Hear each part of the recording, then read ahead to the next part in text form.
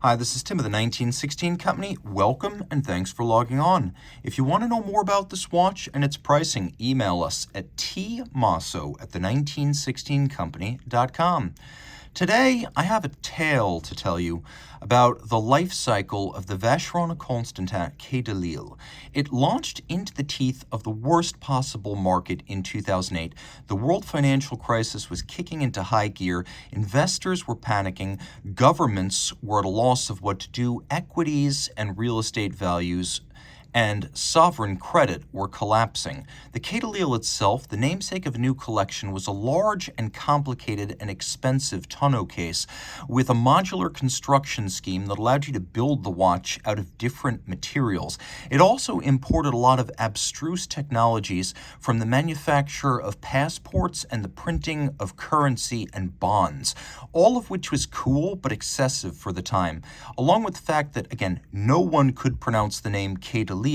It floundered on the market until 2016 when Vacheron had a flash of brilliance. Simplify. This is a big, bold watch that's better suited to the sports watch buyer than the dress watch customer. And in another stroke of brilliance, but under the radar, in 2017, Vacheron redesigned the case of the new steel model to be 100 meters water resistant. And so the only way you know you've got that version is it'll say 4500S/1 on the back. There's no note about water resistance. So 2016, you got the steel model that looks just like this. But 2017 until discontinued in 2019, you got this. And this, especially on a swimmable rubber strap, is now what the Quai should have been from the beginning. In modern Vacheron terms, this is the lowest price of admission to a Vacheron that gives you Geneva hallmark and a manufacture movement. So 41 millimeters in diameter in steel. It is a tonneau case, which means it wears a little bit different than a round case. It's actually fairly thin. Taking a quick look, this is 12.3 millimeters thick, which is admirably slender. 50 millimeters lug-to-lug is its largest dimension, and then it's got a beefy 23 millimeter spacing between the lugs. So this watch on my wrist is significant. I would recommend it on a wrist my size or larger. You could give it a try on a 15 centimeter circumference wrist, but I think for best fit and aesthetics, you want a 16 centimeter circumference wrist and up. It does wear a little bit larger than a 41 millimeter overseas, but it is thin and it will fit underneath the cuff if you want to use it as a dress watch. It is a Vacheron after all.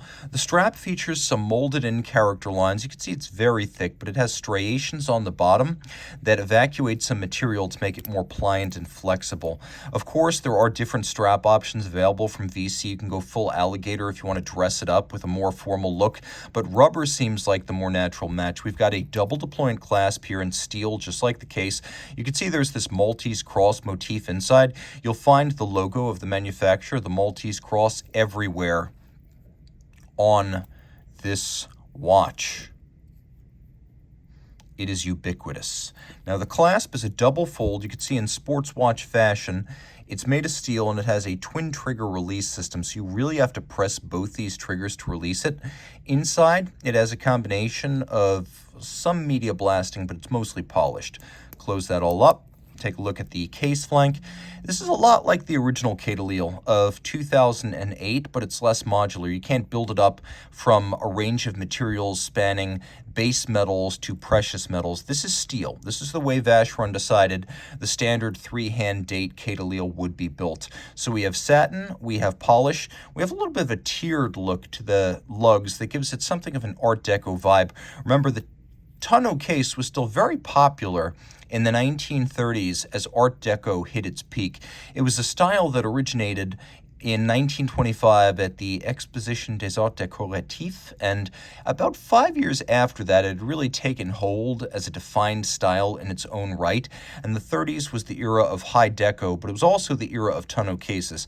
And so the idea of that style on a tonneau feels very natural, especially since Vacheron built a lot of tonneau cases.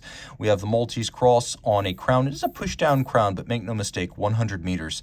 The dial is explosively luminescent. This is a real sports watch. You could see not only is the dial well loomed, but so is the mobile index that indicates the date. This is an orbital date.